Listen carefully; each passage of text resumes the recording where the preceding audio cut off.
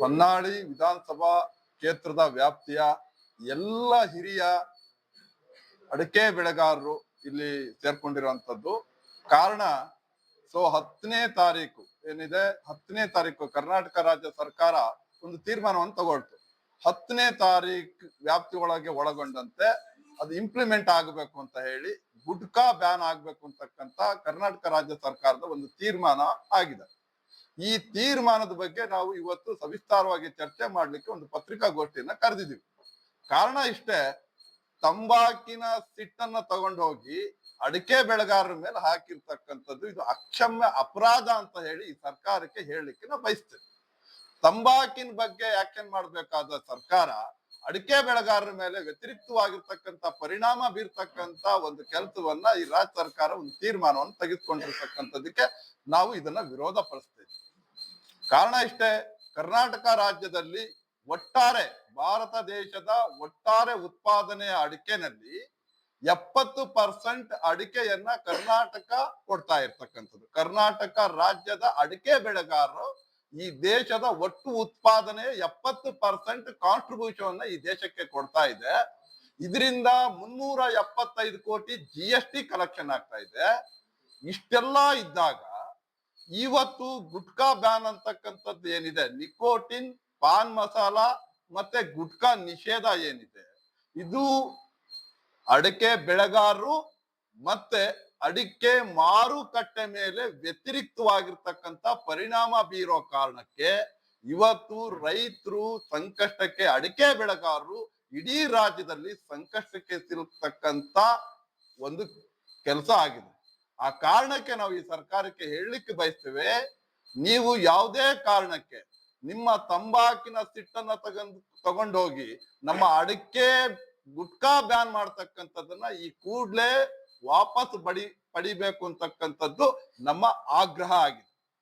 ಕಾರಣ ಇಷ್ಟೇ, ಇದು ಕರ್ನಾಟಕದ 15 ಜಿಲ್ಲೆನಲ್ಲಿ 12 ರಿಂದ 13 ಲಕ್ಷ ಮೆಟ್ರಿಕ್ ಟನ್ ಅಡಿಕೆಯನ್ನ ಈ ರಾಜ್ಯದ ಅಡಿಕೆ ಬೆಳೆಗಾರರು ನಾವು ಕೊಡುಗೆಯನ್ನು ಕೊಡ್ತಾ ಇದ್ದೀವಿ. ಅಡಿಕೆನಲ್ಲಿ ಔಷಧೀಯ ಗುಣಗಳಿರ್ತಕ್ಕಂಥದ್ದು ಎಲ್ಲಾ ಯೂನಿವರ್ಸಿಟಿಗಳಲ್ಲಿ ಅಧ್ಯಯನ ಮಾಡಿ ಅಡಿಕೆ ದೇಹಕ್ಕೆ ಆರೋಗ್ಯಕ್ಕೆ ಹಾನಿಕರ ಅಲ್ಲ, ಅಡಿಕೆ ಇದು ಆರೋಗ್ಯಕ್ಕೆ ಔಷಧೀಯ ಗುಣಗಳಿರ್ತಕ್ಕಂಥ ಬೆಳೆ ಅಂತಕ್ಕಂಥದ್ದು ಈಗಾಗಲೇ ರುಜುವಾತಾಗಿದೆ.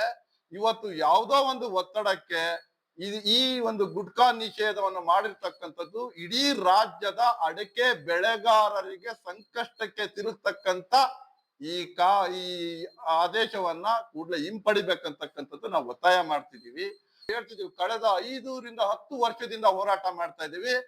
ಈ ಸರ್ಕಾರಕ್ಕೆ ಕಣ್ಣು ಕಿವಿ ಇಲ್ಲ ಅಂತ ನನ್ಗನ್ಸುತ್ತೆ. ನಾವು ಆ ದಿನಗಳಿಂದ ಹೋರಾಟ ಮಾಡ್ತಿದೀವಿ. ಅಡಿಕೆ ಮಂಡಳಿಯನ್ನ ಮಾಡಿ ಅಡಿಕೆ ಬೆಳೆಗಾರರ ಹಿತವನ್ನ ಕಾಪಾಡ್ಲಿಕ್ಕೆ ಅಡಿಕೆ ಮಂಡಳಿ ಆಗ್ಬೇಕು. ಆ ಮಂಡಳಿ ಮುಖಾಂತರ ಇಡೀ ರಾಜ್ಯದ ಅಡಿಕೆ ಬೆಳೆಗಾರರ ಹಿತವನ್ನ ಕಾಪಾಡ್ತಕ್ಕಂತ ಪವಿತ್ರವಾದಂತ ಕೆಲಸಕ್ಕೆ ಕರ್ನಾಟಕ ರಾಜ್ಯ ಸರ್ಕಾರ ಕೈ ಹಾಕಿ ಅದಕ್ಕೆ ನಾವು ಸಹಕಾರನೂ ಕೊಡ್ತೀವಿ. ಆದ್ರೆ ಅದನ್ನ ಮಾಡದೆ ರೈತರನ್ನ, ಅಡಿಕೆ ಬೆಳೆಗಾರರನ್ನ ಸಂಕಷ್ಟಕ್ಕೆ ಸಿಲುಸ್ತಕ್ಕಂತ ಕೆಲಸವನ್ನ ಮಾಡಬಾರ್ದು.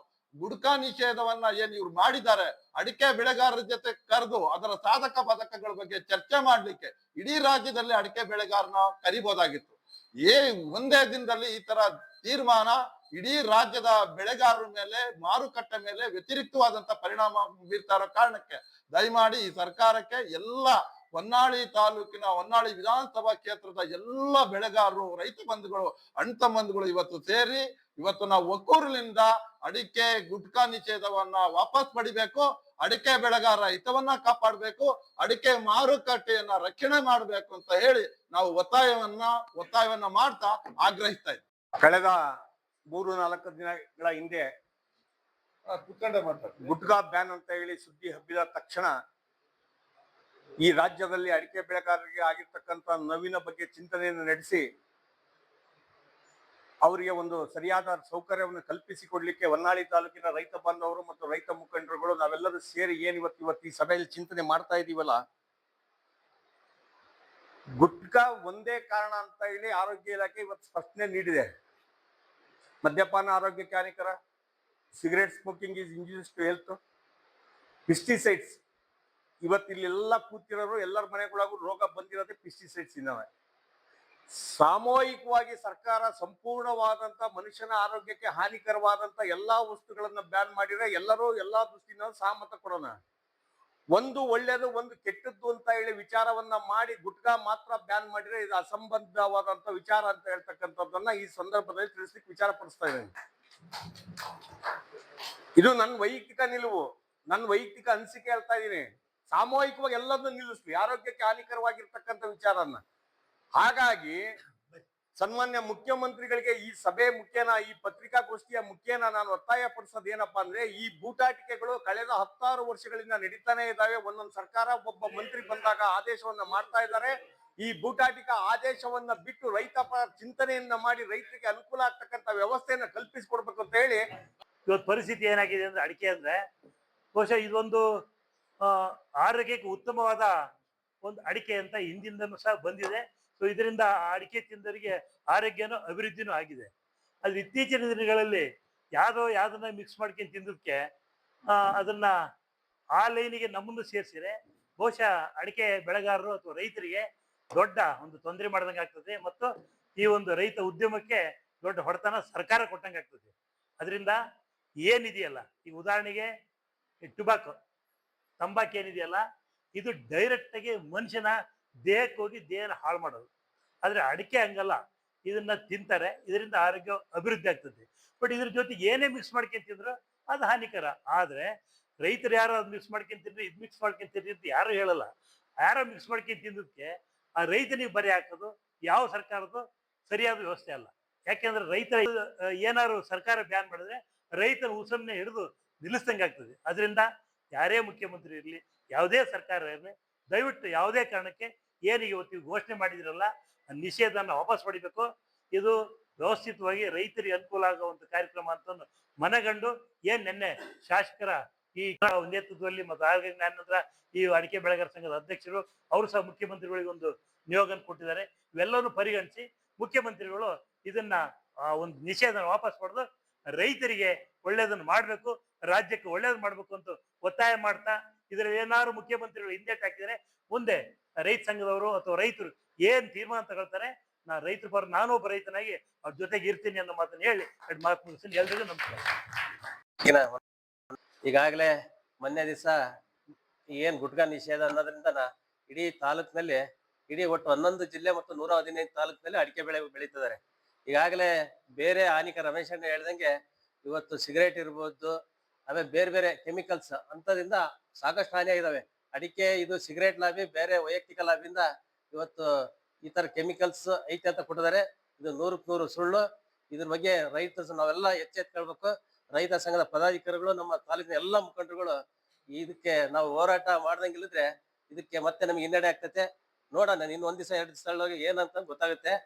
ಇದಕ್ಕೆ ನಾವು ಏನು ಕರೆ ಕೊಟ್ರೆ ನಾವೆಲ್ಲ ಗ್ರಾಮದಿಂದ ರೈತರುಗಳು ಅವಳಿ ತಾಲೂಕಿಂದ ಬಂದು ಒಂದು ತಾಲೂಕಿನಲ್ಲಿ ಇಡೀ ಜಿಲ್ಲೆಗೆ ಯಶಸ್ವಿಯಾಗಿ ಹೋರಾಟ ಮಾಡಕ್ಕೆ ಸಂಪೂರ್ಣ ಸಹಕಾರ ಕೊಟ್ಟು ನಾವು ಅದಕ್ಕೆ ಬೆಂಬಲ ಕೊಡೋಣ ಅಂತ ಹೇಳ್ತಾ ನನ್ನ 2 ಮಾತು ಮುಗಿಸಿ. ಅಡಿಕೆ ಬೆಳೆಯನ್ನ ಬೆಳೆಯೋದಕ್ಕೆ ಪ್ರಾರಂಭ ಮಾಡಿದ್ರೆ ಅದರಲ್ಲಿ ಸ್ವಲ್ಪ ಉಸಿರಾಟಕ್ಕೆ ಪ್ರಾರಂಭ ಆಯ್ತು. ಅದನ್ನು ಸಹ ಇವತ್ತು ಏನು ಗುಟ್ಕಾ ಅನ್ನೋದು ಉಪ ಉತ್ಪನ್ನ ಇದೆಯಲ್ಲ, ಅಡಿಕೆ ಉಪ ಉತ್ಪನ್ನ ಗುಟ್ಕಾ ಇದೆಯಲ್ಲ, ಅದನ್ನ ಬ್ಯಾನ್ ಮಾಡ್ಬೇಕು ಅಂತಂದು ಸರ್ಕಾರ ಏನೋ ಒಂದು ತೀರ್ಮಾನ ತಗೊಂಡಿದೆ ಅಂತಕ್ಕಂಥ ಒಂದು ವಿಚಾರ ನಿಮ್ಮೆಲ್ಲರ ಗಮನಕ್ಕೆ ಬಂತು. ಈಗ ಅದನ್ನ ಉಪ ಉತ್ಪನ್ನ ಬ್ಯಾನ್ ಮಾಡಿದ್ರೆ ನಮಗೆ ಅಡಿಕೆ ಧಾರಣೆ ಇಳಿತೈತಿ, ಮತ್ತೆ ಅಡಿಕೆ ಬೆಳೆದಂತ ರೈತರು ಬೀದಿ ಪಾಲಾಗ್ತಾರೆ ಅಂತಕ್ಕಂಥ ಒಂದು ವಿಚಾರ ನಿಮ್ಮೆಲ್ಲರ ಗಮನದಲ್ಲೂ ಇದೆ. ಹಾಗೂ ನನ್ನ ಪತ್ರಕರ್ತರಿಗೆ ಇವತ್ತಿನ ದಿವಸ ಮಾನ್ಯ ಮುಖ್ಯಮಂತ್ರಿಗಳು ಏನು ಅಡಿಕೆಯನ್ನು ಗುಟ್ಕಾ ಬ್ಯಾನ್ ಮಾಡ್ತಾ ಇದಾರೆ ಅಂತ ಇದ್ದಾರೆ. ಆದ್ರೆ ಅಡಿಕೆ ಬೆಳೆಯಂತ ರೈತರಿಗೆ ಬಹಳ ದೊಡ್ಡ ಹೊಡೆತ ಇದು. ಎಷ್ಟು ಕಷ್ಟಪಟ್ಟು ನಾವು ನೀರಿಲ್ಲ ಜಾಗದಲ್ಲೂ ಅಡಿಕೆ ಬೆಳೆಸಿ ಇದನ್ನ ಮಾಡ್ತಾ ಇರ್ತೀವಿ. ಸರ್ಕಾರ ಈ ಅಡಿಕೆಯಲ್ಲಿ ಬಹಳಷ್ಟು ಕೆಲಸ ಮಾಡ್ಬೋದು. ಅರೆಕ ಟೀ ಮಾಡ್ಬೋದು, ಈ ಅಡಿಕೆಯಿಂದ ಪೇಂಟ್ ಮಾಡ್ಬೋದು, ಗ್ಲಾಸ್ ಮಾಡ್ಬೋದು, ಅಂತಂತ ಉನ್ನತವಾದ ಕೆಲಸಗಳು ಮಾಡ್ಬೋದು. ಸರ್ಕಾರ ಇದನ್ನ ಬ್ಯಾನ್ ಮಾಡಿದ್ರು ಅಂದ್ರೆ ಬಹಳ ವರ್ಕ್ ಆಗ್ತೈತಿ. ದಯಮಾಡಿ ಮುಂದಿನ ಪೀರಿಯಡ್ ನಮ್ಮ ಶಾಸಕರು ಮನವಿ ಮಾಡ್ಕೊಂಡಿದ್ದಾರೆ, ಅಡಿಕೆಯನ್ನ ಬ್ಯಾನ್ ಮಾಡ್ಬೇಡ್ರಿ ಅಂತ, ಗುಟ್ಕಾ ಬ್ಯಾನ್ ಮಾಡ್ಬೇಡ್ರಿ ಅಂತ. ನಾವೇನಾರ ಈಗ ಮತ್ತೆ ನಾವು ಸರ್ಕಾರ ಮುಂದುವರಿಸ್ತು ಅಂದ್ರೆ ನಮ್ಮ ರೈತ ಸಂಘದವರು ಎಲ್ಲಾ ರೈತರು, ಅಡಿಕೆ ಬೆಳೆಗಾರರು ಎಲ್ಲರೂ ಸೇರಿ ಉಗ್ರವಾದ ಒಂದು ಹೋರಾಟವನ್ನ ಮಾಡ್ತೇವೆ ಅಂತ ಹೇಳ್ತಾ ನಾನು ಮಾತಾಡ್ತೀನಿ. ಈ ಒಂದು ಏನ್ ಪಾನ್ ಮಸಾಲ ಮತ್ತು ಗುಟ್ಕಾ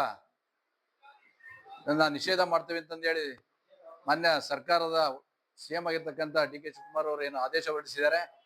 ಈ ತಿಂಗಳ 10ನೇ ತಾರೀಕಿಂದನೇ ಆಹಾರ ಇಲಾಖೆಯಿಂದ ಅದನ್ನ ಬ್ಯಾನ್ ಮಾಡಿ ಆದೇಶ ಹೊರಡಿಸಿದ್ದಾರೆ. ಅದು 10 ಲಕ್ಷ ರಾಜ್ಯದ 10 ಲಕ್ಷ ಕುಟುಂಬದವರಿಗೆ ಸಹ ಒಂದು ತೊಂದರೆ ಆಗ್ತಕ್ಕಂಥ ವಿಚಾರ. ಯಾಕೆಂದ್ರೆ ಒಂದು ದೇಶ ಒಂದು ರಾಜ್ಯ ಸಂಪದ್ಭರಿತವಾಗಿರ್ಬೇಕಾದ್ರೆ, ಒಂದು ದೇಶ ಒಂದು ರಾಜ್ಯ ಸಂಪದ್ಭರಿತವಾಗಿರ್ತಾದ್ರೆ ಮದ್ದುಗುಂಡುಗಳಿಂದಲ್ಲ, ಒಬ್ಬ ರೈತ ದುಡಿದು ಆಹಾರ ಭದ್ರತೆಯನ್ನ ತೋರಿಸಿದ್ರು ಮಾತ್ರ ಇವತ್ತು ಈ ದೇಶ ಸುಭದ್ರವಾಗಿದೆ ಅಂತಂದೇಳಿ ತೋರ್ಸಿಕ್ ಇಚ್ಛೆ ಪಡ್ತೇವೆ. ಯಾಕೆಂತ ಹೇಳಿದ್ರೆ ಇವತ್ತು ಆ ಎಲ್ಲ ಬರ್ತಕ್ಕಂಥ ಎಲ್ಲ ರಾಸಾಯನಿಕ ಇವ್ರೇನು ಒಂದು ರೈತ ಒಂದು ಉತ್ಪಾದನೆ ಮಾಡ್ತಕ್ಕಂಥ ಒಂದು ದವಸ ಧಾನ್ಯವನ್ನ ಅದ್ರಲ್ಲಿ ಹಂತವಾಗಿ ತಯಾರು ಮಾಡ್ಕೊಂತ ಹೋಗ್ತಾನೆ. ಒಂದು ಕಬ್ಬನ್ನ ಉದಾಹರಣೆ ತಗೊಂಡ್ರೆ, ಒಂದು ಕಬ್ಬನ್ನ ಅಗೆದು ಜಗದ್ನುಂಗಿದ್ರೆ ಅದು ಸಂಸ್ಕೃತಿ ಆಗತ್ತೆ. ಅದನ್ನೇ ಕಾರ್ಖಾನೆ ಕಳಿಸಿ ಸಕ್ಕರೆಯನ್ನು ಮಾಡಿದಿರೋದು ಒಂದು ಸಂಸ್ಕೃತಿ ಆಗತ್ತೆ, ಸಂಸ್ಕಾರ ಆಗತ್ತೆ. ಅದನ್ನೇ ಅವನು ಕೊಳೆ ಹಾಕಿ ಅದನ್ನ ಸರಾಯಿಯಾಗಿ ಮಾಡ್ಕೊಂಡು ಅವ್ನು ಕುಡಿದ್ರೆ ಅದಕ್ಕೆ ನಾವೇನ್ ಮಾಡಕ್ಕಾಗತ್ತೆ? ಅದು ಒಬ್ಬ ಉದ್ಯಮಿ ಮಾಡ್ತಕ್ಕಂಥ ಒಂದು ವಿಚಾರ. ಯಾಕೆಂತ ಹೇಳಿದ್ರೆ ಒಬ್ಬ ಶಿವಕುಮಾರ್ ಅವರು ಇವತ್ತು ಬೆನ್ನೆಲುಬು ರೈತರ ಸಂಘ. ಇವತ್ತು ರೈತರು 75% ನಮ್ಮ ದೇಶದ ಬೆನ್ನೆಲುಬು ಅಂತಂದ್ರೆ ಒಬ್ಬ ರೈತ. ಅವನ ಬೆನ್ನಿಗೆ ಹೊಡೆಯೋದು ಬಿಟ್ಟು ಬೇರೆ ಕೆಲಸಗಳನ್ನ ಮಾಡ್ಲಿ ಅಂತಂದೇಳಿ ಇದೇ ರೀತಿ ಅವ್ರೇನಾರು ಅದು ವಾಪಸ್ ತಗೊಳ್ಳದೇ ಇದ್ರೆ, ಇತ್ತೀಚೆಗೆ ಟಿವಿ ಮಾಧ್ಯಮದಲ್ಲಿ ಬರ್ತಾ ಇದೆ, ನಾನು ಅದನ್ನ ವಾಪಸ್ ತಗೊಂಡಿದ್ದೀನಿ ಅಂತಂದೇಳಿ ಈ ಒಂದು ಕಪ್ಪು ಚುಕ್ಕೆ ಅವ್ರ ಮೇಲೆ ಇದ್ದೇ ಇರ್ತದೆ. ಯಾಕೆಂತ ಹೇಳಿದ್ರೆ ಅದನ್ನ ಹೇಳದೆ ಯಾಕೆ, ಮತ್ತೆ ಅದನ್ನ ವಾಪಸ್ ತಗೊಳ್ಳೋದು ಹೇಗೆ? ನಮ್ಮ ರೈತರಿಗೆ ಮಾಡ್ತಕ್ಕಂಥದ್ದು ನೀರಾವರಿ ಮಾಡ್ಲಿ, ಕರೆಂಟ್ ವಿದ್ಯುತ್ ಅನ್ನ ಕೊಡ್ಲಿ, ಈ ರೀತಿ ಒಂದು ತೊಂದರೆ ಕೊಡಬಾರ್ದು ಅಂತಂದು ಹೇಳಿ ಇದೇ ರೀತಿ ಮುಂದಿನ ದಿನಗಳಲ್ಲಿ ಸಹ ಹೇಳಿಕೆ ಕೊಟ್ಟರೆ ಉಗ್ರ ಹೋರಾಟವನ್ನ ನಾವು ಮಾಡ್ತೇವೆ ಅಂತಂದು ಹೇಳಿ ಒಂದು ಎಚ್ಚರಿಕೆಯನ್ನ ಕೊಡ್ತಾ ಇದೀವಿ. ನಮಸ್ಕಾರ ಎಲ್ಲರಿಗೂ. ನಮ್ಮ ಮಾತನ್ನ ನಾವು ಗುಡ್ಕಾ ಬ್ಯಾನ್ ಅಂತ ಹೇಳ್ಕೊಂತ ಬಂದ್ರು, ಅದ್ರ ವಿರುದ್ಧ ನಾವು ಹೋರಾಟ ಮಾಡಿದ್ವಿ ಬಹಳ ಒಗ್ಗಟ್ಟಿಂದ. ಈಗಲೂ ಸಹ ಒಂದು ಇದನ್ನ ನಮ್ ಹೆದರ್ಸ್ಲಿಕ್ಕೋಸ್ಕರ ಏನು ಅಡಿಕೆ ಬ್ಯಾನ್ ಅಂತ ಹೇಳ್ತಿದಾರೆ, ಇದ್ರ ವಿಚಾರವನ್ನು ನಾವೆಲ್ಲ ಒಗ್ಗಟ್ಟಾಗಿ ಇವತ್ತು ಹೋರಾಟ ಮಾಡ್ಬೇಕಾಗಿದೆ.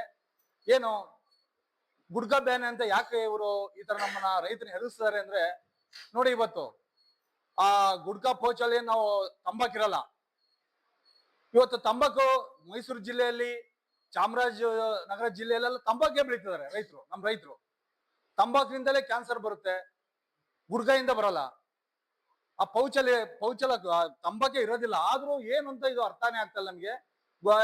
ಗುಡ್ಕಾ ಬ್ಯಾನು ಇವತ್ತು ಆ ಸಿಗರೇಟ್ ಅಲ್ಲೂ ಸಹ ತಂಬಾಕಿದೆ, ಅದನ್ನ ಯಾಕೆ ಬ್ಯಾನ್ ಮಾಡಬಾರ್ದು?